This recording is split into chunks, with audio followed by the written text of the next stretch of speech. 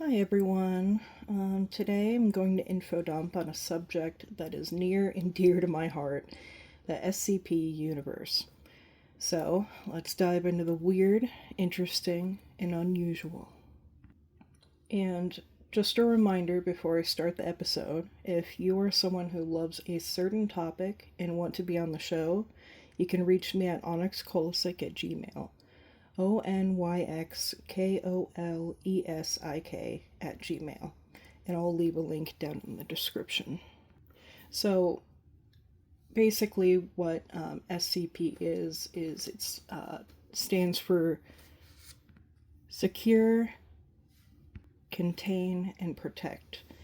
Basically, like the CIA kind of Area 51 type stuff, where they have different objects that they class and put away. It's this whole fictional universe of a fictional government, kind of like, as I said before, the CIA, where they go and they have all these different protocols, all these different people, just really cool stuff.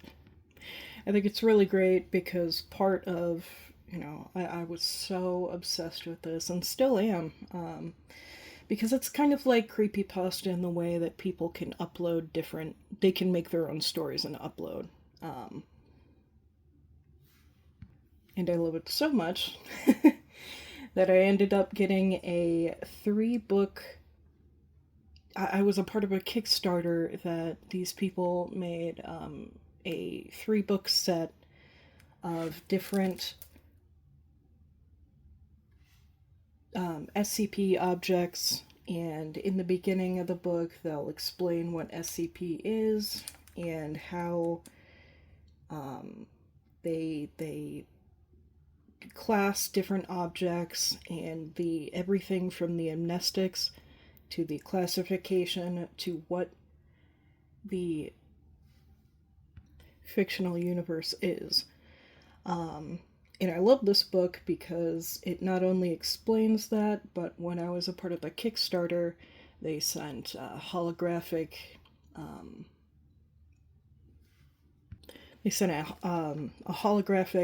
fridge magnet. They sent an entire roll of duct tape. It says SCP warning on it, so it's kind of like the police tape. They sent a couple. This whole project was like funded by artists, so they have a whole bunch of different things made by different artists. Partly of why I like this book so much is because for each object there's a different artist, and that's just amazing. As an artist, I love everything about that. So, actually getting into the whole, instead of skimming over it, I'll start with the object classes, which is they have 4. They have Safe, Euclid, Keter, and Thaumiel. And based on the class, they will have different procedures, different ways to make sure they don't escape if they can keep them contained. We'll get on that a little bit more later. But the way they explain it is the locked box test. So, safe is, and I'm quoting, if you look in a box, leave it alone, and nothing bad will happen, then it's probably safe. Euclid is, if you lock it in a box, leave it alone, and you're not entirely sure what will happen, then it's probably Euclid. Keter is if you lock it in a box, leave it alone, and it easily escapes, then it's probably Keter. And there's a whole different terrifying thing. The description is, if it is the box, then it's probably Thaumiel. Thaumiel isn't really mentioned that much. If you go on the website, yes, there is a website. It will barely mention it, but basically, Thaumiel would be the classification that it is an SCP that can help contain another SCP. So now we move on to the clearance and classification of the government workers that are at this facility. Starting from the bottom up, there's Class E. There's Class D, Class C, Class B, and Class A. What really kind of starts is it's towards Class C. They have direct access to most anomalies, not seen strictly hostile or dangerous. Before that, Class D is basically prisoners who have a life sentence or something like that. There's no... It's kind of awful. They use them as kind of like test subjects to test if the SCP is not good or not. Basically, they're called the D class, just prisoners who were sent as, the scientists who are studying it will tell them to go and interact with this SCP, and they'll usually have like a earpiece, and the scientist or the tester will send them and then tell them to do different things based on what they've seen. So Class C is containment specialists, tactical response officers, security officers, and mobile task force operative. So basically, these are the people who interact probably the most with different SCPs.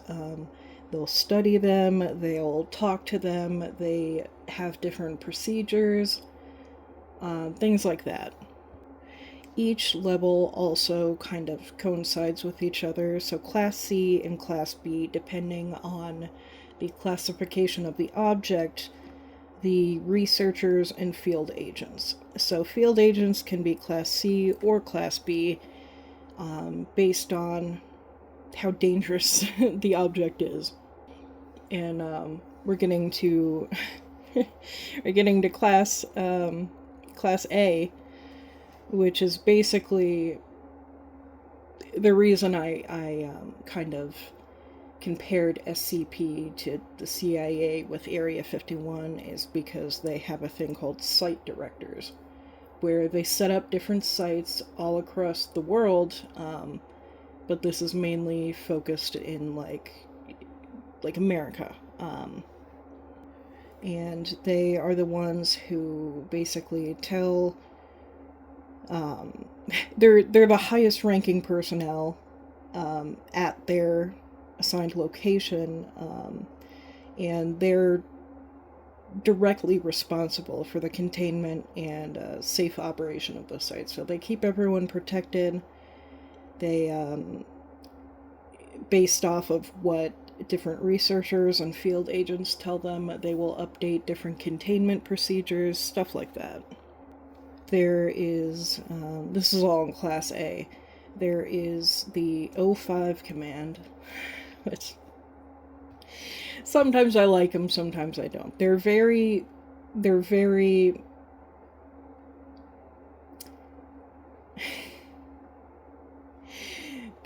disconnected from the humanity of it all. So they're like, oh, whatever, keep it in a locked cage, whatever, even if it's like, a person. It's very, yeah, basically 13 people who have the control, like, ultimately, over the Foundation and its secrets. Many employees don't even know that the group exists, which is insane to me. But even more so than that, this is even above Class A, is the administrator. First of all, even the O5 command doesn't know if they even exist, which is crazy. So they were the one that created the whole thing, but they're like, do they even exist? Are they an SCP themselves, or is it multiple people? We don't know. Like, that's how scarce the administrator is even talked about. What we will hop into now is the amnestics, which is basically, for a number, basically drugs used to erase or like modify someone's memory so they can like change it completely. I don't know if you've guys if you've seen Home Safety Hotline, but I kind of like them because it's sort of the same thing in the way that yep, if you haven't seen it, definitely go check it out. But you're basically a call center for these different creatures that people call in and they're like, hey, so I don't know what's up with this. What do I do? And you give them an answer. They have these things called memory wisps, which is like if the creature is has taken like your child away from you, stuff like that. Um, it He said we'll send a memory wisp your way, and basically you forget about them at all, and it speeds up the grieving process. That's the kind of stuff um, that these amnestics do. There's a whole bunch of different ones. There's a class A, B, C, D, E, F, G, H, I, and then W through Z. So class A is titled General Retrograde. Basically, it's weird that it's class A because it's a hit or miss. They will have it'll be like, oh, it's supposed to remove the past 5 or 6 hours of your memory. So if you've gone through absolute hell, usually given to like field agents, researchers, if they have to, deal with an SCP and they like kill their friend or something. It's insane. Um, but it's a hit or miss because it might remove that memory. Well, actually, no, it always does remove that memory, but it may remove more from your life just at random. But they said, 90% or so, it works. I would hate to be that 10%. Class B is a regressive retrograde. Basically, it starts breaking down your most recent formed memories and then it will work its way backwards. Depending on the dosage, they say like a 75 milligram dose resulting in approximately 24 hours of memory loss on average. And then again, it says these are ideal for erasing recent memories older than 6 hours without having to trigger specific memories. Which is, I wish I had that instead of PTSD. Sorry, it was a little dark. Class C is a targeted retrograde, so basically these can be pinpointed, but they have to be recently. So they'll they use this thing called neuroimagers in the amnestic that will locate the specific memory within the person's brain, and when they reach it, the memory loss will start only on that, and they need like an ultrasound and an MRI to do it, which is kind of weird. I think it's cool, but it's really weird. Then there's Class D, Progressive Retrograde, basically a 180 of Class Bs. So instead of going to their most recent memory and working backwards, these go to your oldest memory and go forwards. These are usually, from here on out, these are usually ones that, like, there's no other choice than to use these. Like, these are a last ditch effort. Yeah. Class E's. I don't know what scientists and pharmacists. I want to say pharmacists. Yeah, pharmacists. Make these, but these are. Just to put this in perspective, in 2025, electroshock therapy is still used. And I would choose that completely awake in feeling the pain over what these things do. Like, absolutely insane. With Class E, it's called NUI. ENNUI, I'm guessing that's how you pronounce it. It says, to be frank, NUI isn't exactly actually the proper term for the effects, the psychological effects. But basically, they don't remove the memory, they just kind of weaken the pathways to it, which I can do that in my sleep. It's horrible. With PTSD, sometimes, you'll forget entirely, or you'll be like, I kind of remember, kind of don't, kind of thing, and that's basically Class E. Class F, we're really hitting home with this one. It's called a fugue, which, if you guys don't know, for people who aren't my friends watching this or anything, I suffer from psychogenic fugues. And a fugue state is kind of like a heavy dissociation. What the Class F amnestic does is says it's for erasing and rebuilding the subject's identity. So basically, it gives you dissociative amnesia, and they will forget their identity and may be given a new one, which is so messed up. Where they by an amnestics officer, so they have like,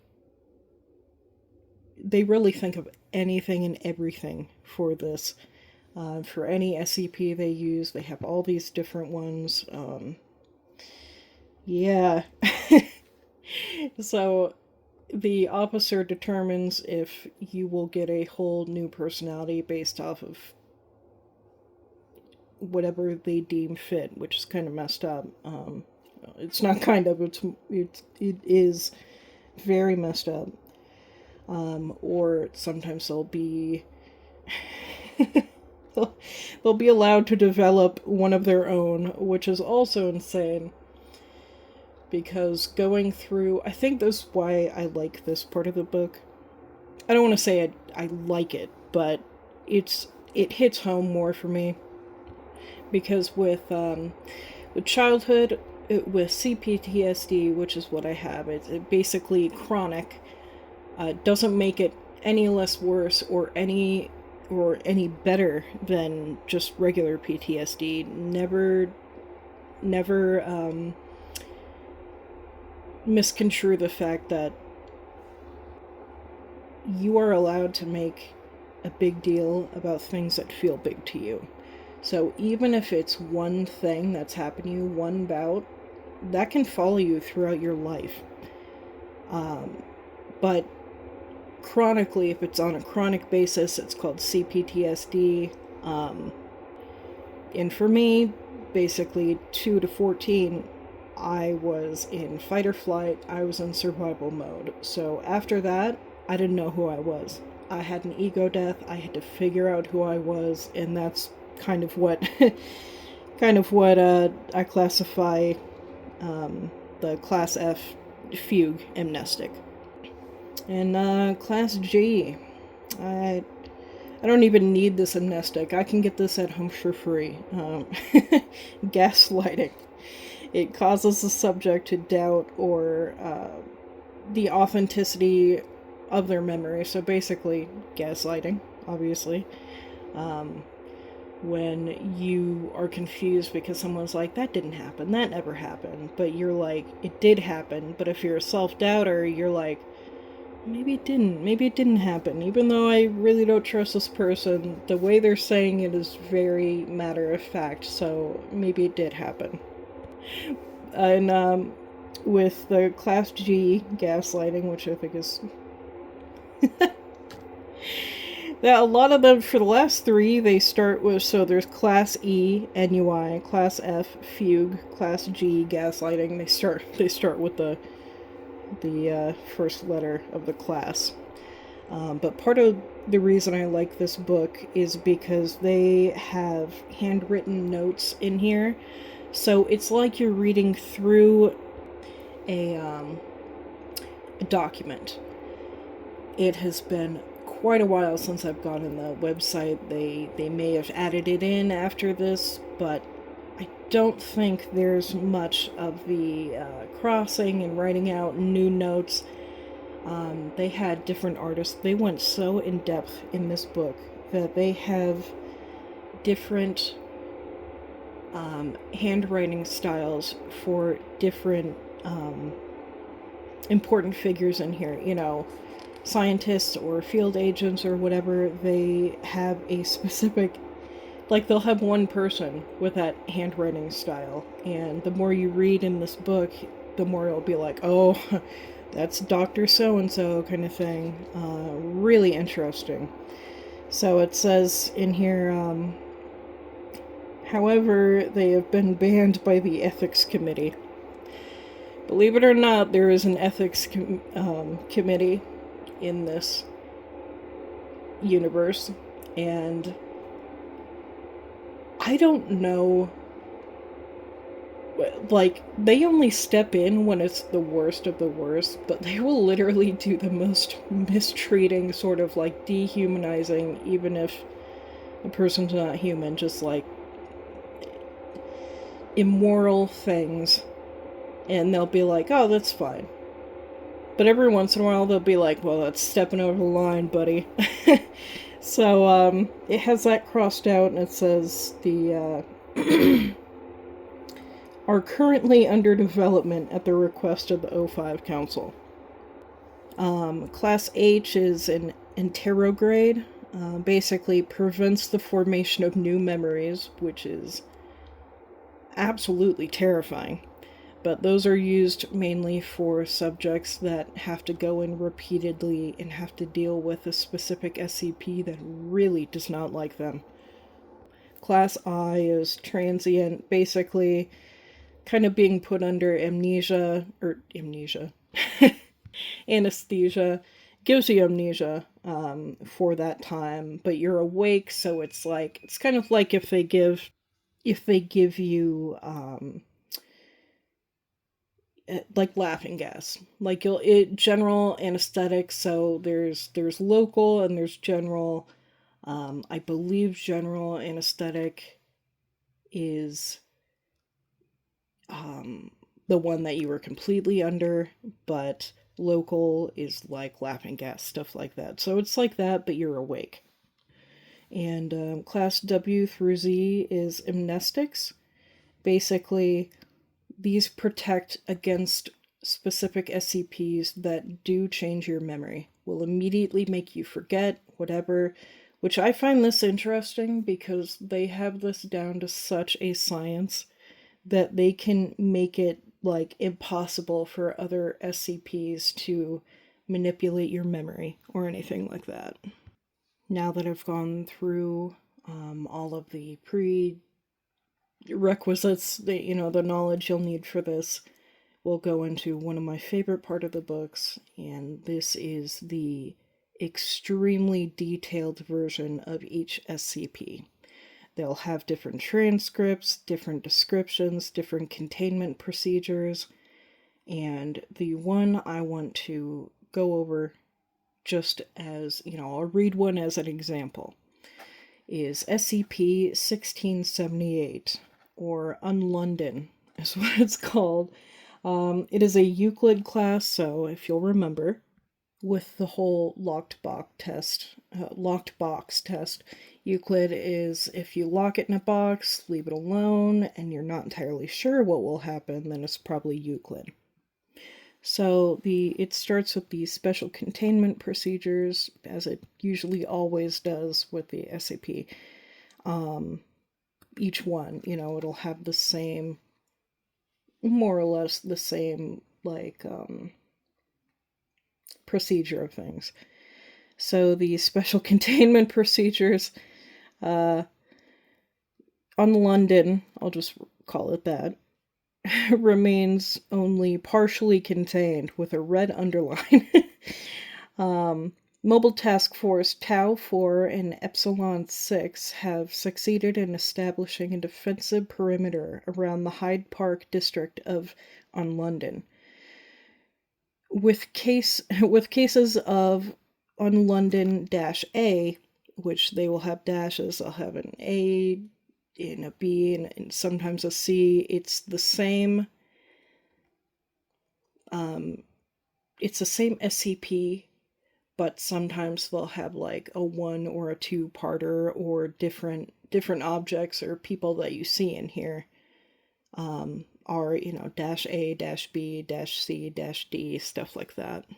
But London-A is largely ceasing their attacks on the perimeter of the Foundation-held area. A long-term research base is currently under construction, so they don't even have one around here. And Mobile Task Force commanders are preparing an assault, on London Natural History Museum with the intent of capturing. So London has its own history museum. And they're like, all right, we're going to steal everything from there. That's how immoral these people who run the site are. Awful. But basically, they hit the National History Museum, and they want to go in there to see if there's any information on how to like contain this or protect it, or even, just learn more about it. They'll use direct defense efforts, so basically breaking and entering. Current short-term aims involve the capture of and extension of the defensible perimeter to London Natural History Museum, and to research and to ascertain the origins, construction, and weaknesses of London-A entities. So -A is the National History Museum that they have in there. And to assault on London Houses of Parliament, where the being, entity, or intelligence responsible for the creation of London is believed to reside, and to capture and contain the aforementioned being. So basically, this is London, but dark version. Super weird. They can kind of use it like the actual London as a because it's basically the same setup and everything. There's just really weird additions to it. The description is London is a full-scale and then red underline mirror image reconstruction of the British city of London, located exactly 1 kilometer underneath the original city. I forgot about that. It's like the basement version. So it's currently only the Hyde Park district of London has been explored, but all buildings, at least within the explored district, correlate exactly to their surface counterparts in terms of location as well as the exterior and shape. Although rarely in terms, of architecture, building material, and interior layout, the city has been constructed to resemble the city as it was in the Victorian era, which is really fucking cool. I love the Victorian era, and I think it's because the town I was raised and grew up in and still live, they are historical buildings, so they will like do reconstruction or updating, refurbishing, I guess, the different historical places, but they will keep the same Victorian era design, which I think is amazing. And here it says exactly like it was in the Victorian era, with constructions designed to resemble traditional gas lighting prevalent. That's not gas lighting, like, is in the amnestic, but like they use gas to light it, prevalent on the streets, and with all modern buildings in the original city of London being represented represented, I am so sorry, in a Victorian style of architecture, most notably the skyscrapers and the business district. Illumination is infrequent and unreliable, and it is unknown how London has acquired a steady oxygen and gas supply, because it's basically in a cave with no way out. So don't know how you breathe, especially with gas lamps like that. It's really, yeah.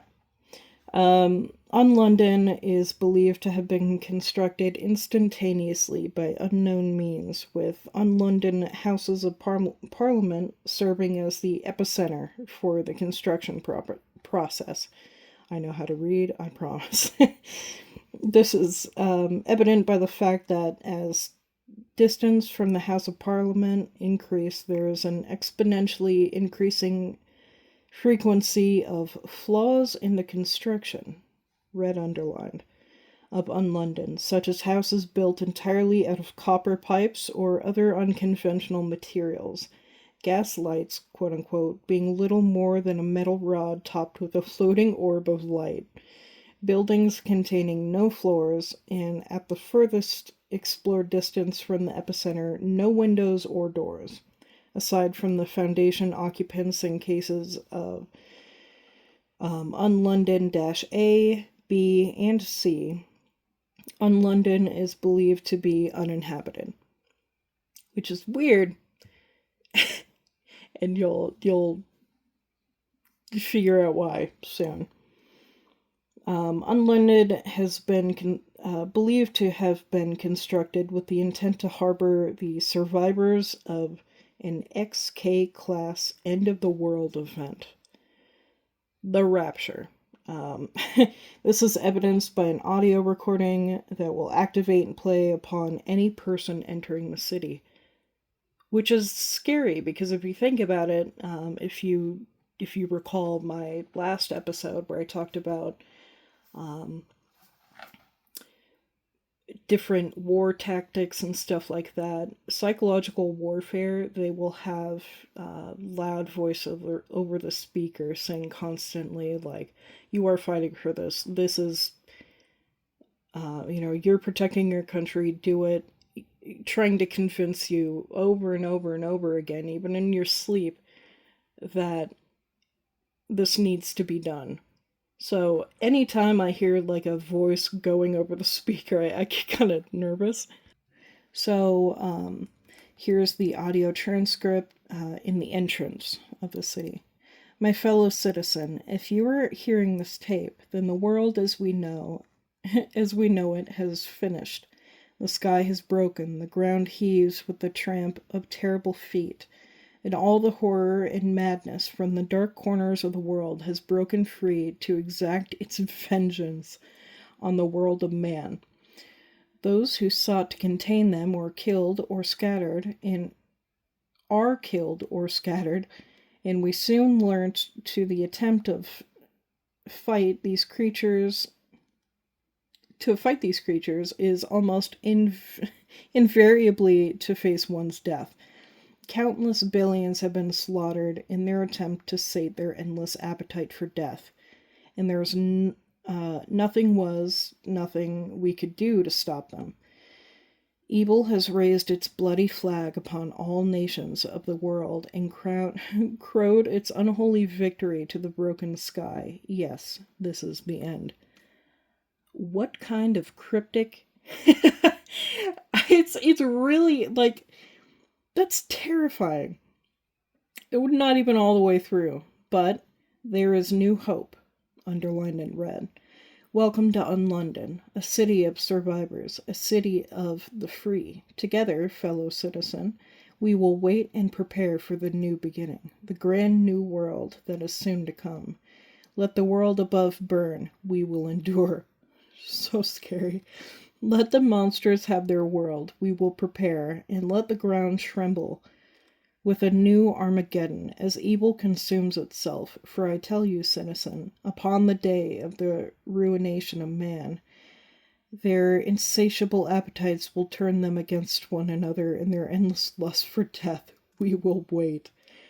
honestly kind of ate with that last line. It's because yeah, sometimes you'll watch the news and you're like, yeah, wow, yeah, we're really there, aren't we?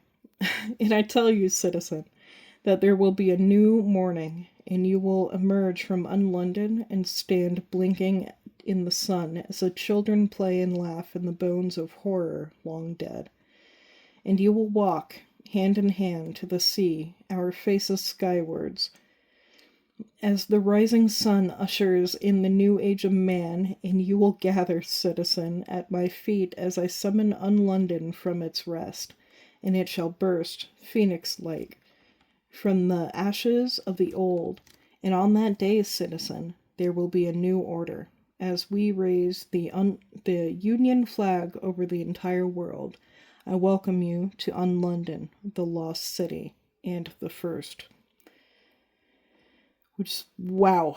Imagine going down and seeing, like, absolutely, like, you don't know what you'll see, and hearing that. Our children will play in the bones of those long forgotten. That's terrifying. Here's another audio transcript. This is miscellaneous. This will happen whenever. The following message is relayed on the end of every hour. The time is o'clock. All is well. Glad they're keeping us updated. On approaching any bank or police station, citizen, you are entering a restricted area. Have your authorization papers ready. A bobby, don't know what that is, will arrive to escort you shortly. Warning. It just says warning. A single case of Unlondon-A will be summoned. On being cited by a case of Unlondon-A, halt, police, drop your weapons, come now, let's be having you, police, don't run. I have no words, it's so scary. Randomly, once per hour, the message below are selected samples of the 1678 observation audio recordings. No one is safe from the influence of mimetic beings. Have yourself assessed today. It's very Fallout coded. You could be possessed by mimetic horror and not even know it. Psyche assessments are free and easy in an easy visit a clinic today. Free and easy, visit a clinic today. Do you find light uncomfortable? Yeah. Identifying a cortex worm's infection early makes them possible to remove. Speak to your doctor today. Have you noticed anyone acting oddly? Tell a bobby immediately, which I'm guessing is the police.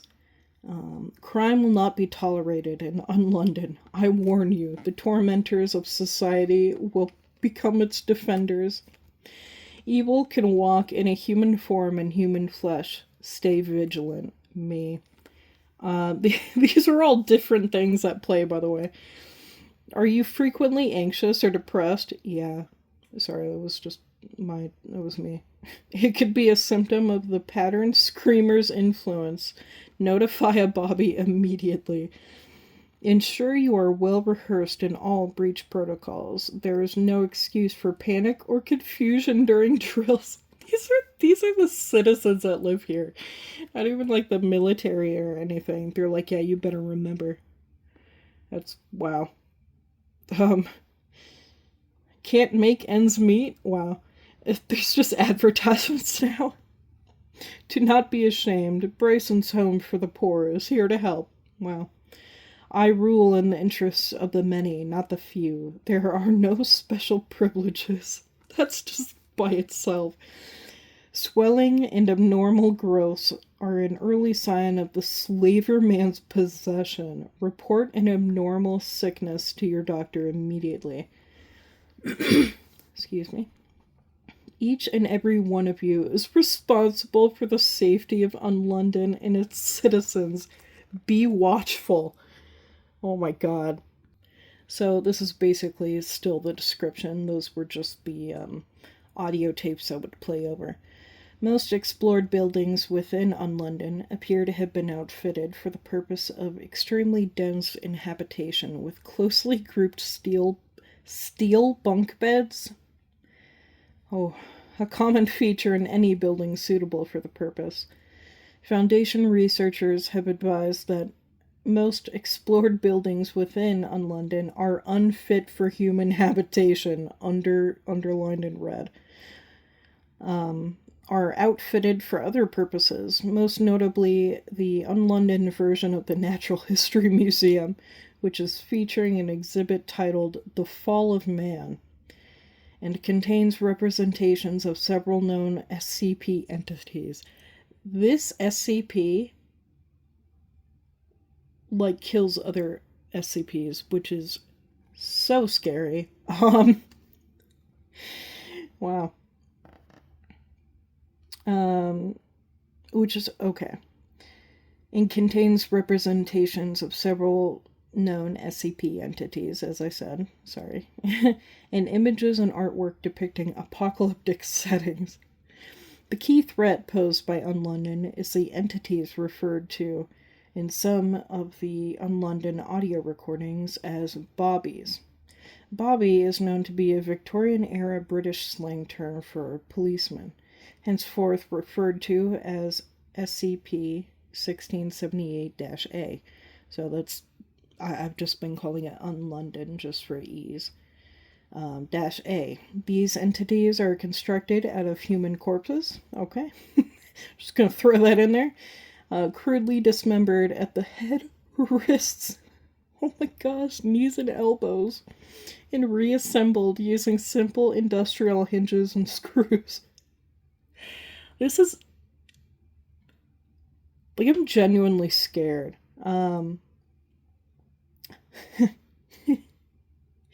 The head is always wrapped in bandages.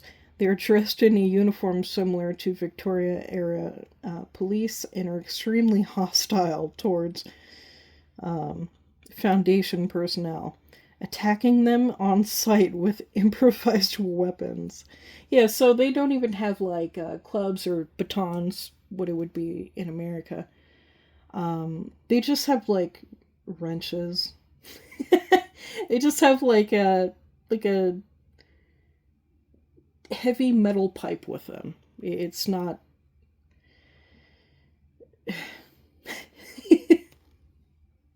it's very crude. Sorry, hold on.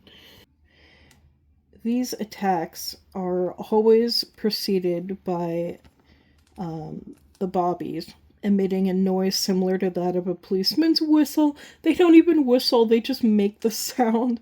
Oh my god. And all loudspeakers within 100 meters emitting the audio recording. Police, halt, criminal. Instances of Unlondon-A are extremely resistant to damage, with only high-caliber rounds and explosive weapons proving sufficient to destroy them. They are jumpsuit worn under the uniform. Oh, that may be a little Class D going in there. That's actually, I don't even remember that. That's actually very interesting.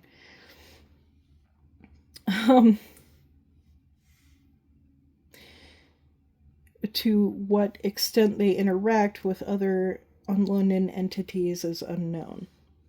Now we're going over the overview, which is basically all of this, but, you know, condensed. Role, surveillance, also known as the eyes in the sky. Okay. Cases of Unlondon-B are biomechanical constructs which resemble that of a small avian life form. So they're like crows.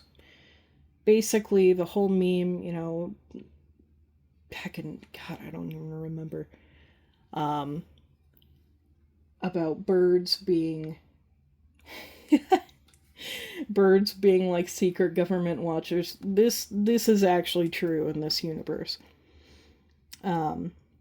They're composed of a central mass of red organic matter stitched together by a copper endoskeleton that resembles a spine and wing bones.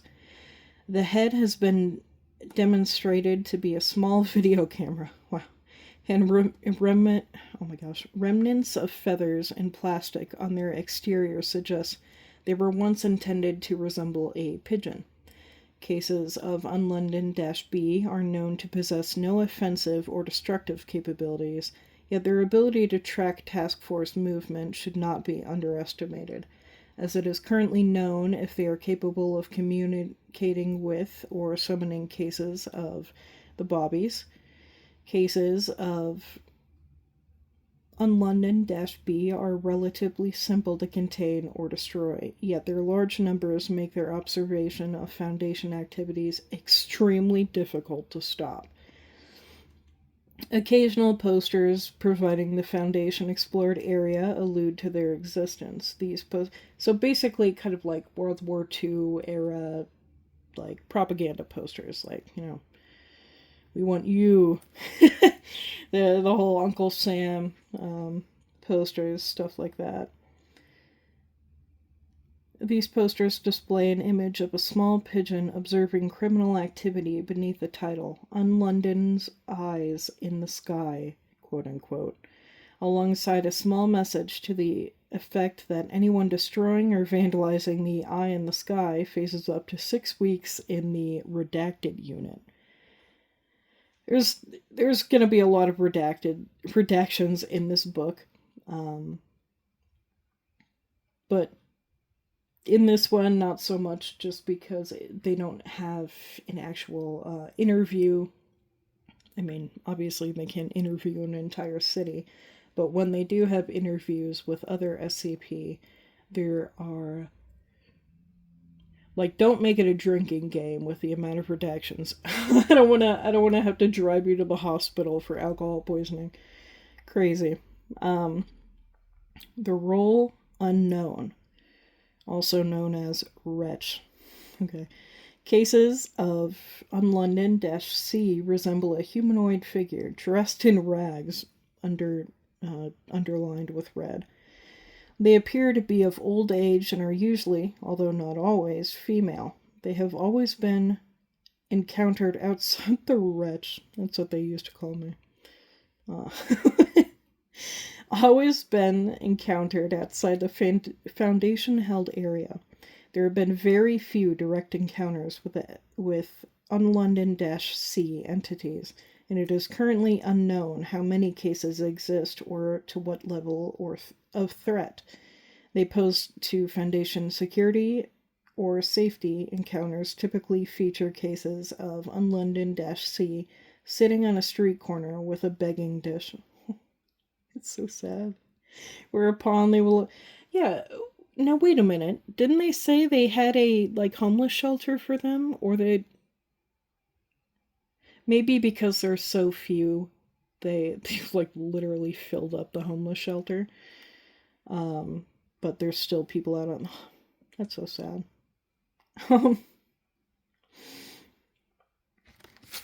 Ooh. Sorry about that. So they'll be holding a begging dish, whereupon they will attempt to attract the pity or mercy of any Foundation personnel within their proximity in pleading or begging for food and money. Supplying a case of Unlondon-C with food will cause them to begin weeping before dematerializing with a burst of dense black smoke. Foundation personnel are currently under instruction to not interact with them. They are briefly alluded to in a Unlondon audio recording. Quote, "Do not pity the wretch. Allow them to pay the price of their betrayal." Okay. For all eternity. Remember, citizen, on the day Unlondon rises, I shall reward the loyal, but traitors shall be forever damned. Unquote. Which is so scary, because it's giving Jehovah's Witness, if you guys don't know, they're the ones that knock on the door, try to, I don't want to say indoctrinate, move them over to be a Jehovah's Witness. And the whole belief system is that one day there will be a rapture, and everyone that is in heaven will come down and save those who are like worthy of it, which is so scary. So we went through -C, so now we're going to Unlondon -D. Roll food supply, also known as Dr. Goody's Wonder Food. SCP, Unlondon-D is believed to be a primary food source, underlined, an offer in the event that Unlondon receives full-scale occupation. Unlondon-D is freely and easily available from steel vending machines, unquote. And we have a lot of metal in here. Steel, we have copper, which makes sense for the Victorian era. There was a lot of pipes, stuff like that. Yeah. Installed in virtually every building or structure outfitted for the purpose of habitation. The vending machines are up, which is so funny, because could you imagine going back to the Victorian era and they just have vending machines everywhere? I don't know, I just thought that was funny.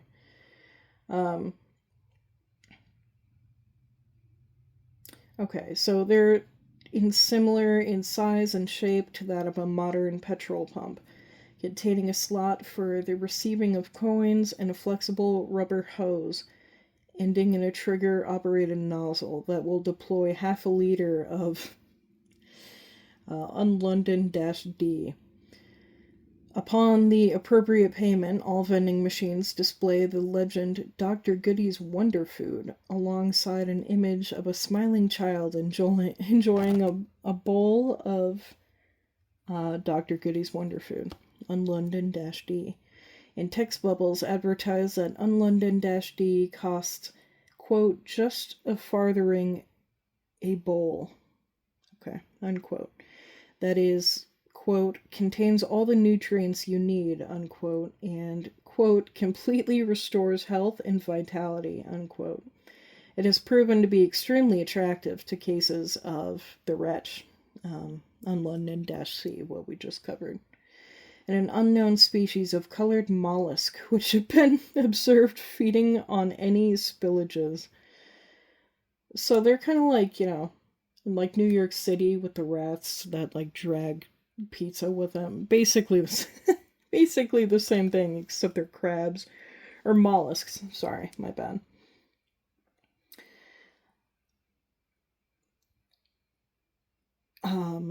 Sorry about that. The food is a synthetic starch gel heavily enriched with various minerals, vitamins, fats, and bulking agents. In addition to this, is containing several unknown molecular structures and various engineered DNA helixes carried with synthetic cellular structures. It has the same consistency and taste as porridge. As advertised, it contains all the nutrients necessary for short-term survival. However, Foundation researchers have advised that over a period of more than 6 weeks, users of Dr. Goody's Wonder Food will become dangerously underweight due to the low levels of fat and protein within Dr. Goody's Wonder Food alone. Unlondon-D, the food, appears to be purposely engineered to manipulate the psyche of regular consumers. That is so cryptic. That is so apocalyptic. So you're eating the food and they're like, yeah, tasty, like giving you like the airplane. But it actually is worse for you. Through a mixture of unknown molecular compounds, regular consumers are more obedient to authority. Yep, there we go. And less likely to commit acts of violence, are less likely to engage in sexual intercourse. Okay, just throw that in there. have a reduced capacity for fear and panic, and have consistently high morale. In addition, it also has engineered side effects such as depressive symptoms and headaches if a subject suddenly abandons consuming. You're getting withdrawal. That's insane. Due to the difficulty of symptoms and headaches, it is a subject suddenly if a subject suddenly abandons consuming the food due to the difficulty of creating food within Unlondon, Unlondon-D would serve as the primary food source in the event of a large-scale habitation. Foundation personnel are forbidden to consume this food, even in small amounts. Not all vending machines produce the food to the same quality, with some machines deploying corrupted forms that have induced severe mental or physical abnormalities or death within the consumer. And then in handwriting, it is currently unclear what entity, being, or intelligence is responsible for the creation and maintenance of SCP of Unlondon. It is unclear into what event or disaster Unlondon is being prepared for. It's very topical for what happened recently with everyone talking about the rapture. But yeah, I will put a link in the description of where to find these books. Unfortunately, since if you haven't bought it yet, during the Kickstarter, they had them for around $80.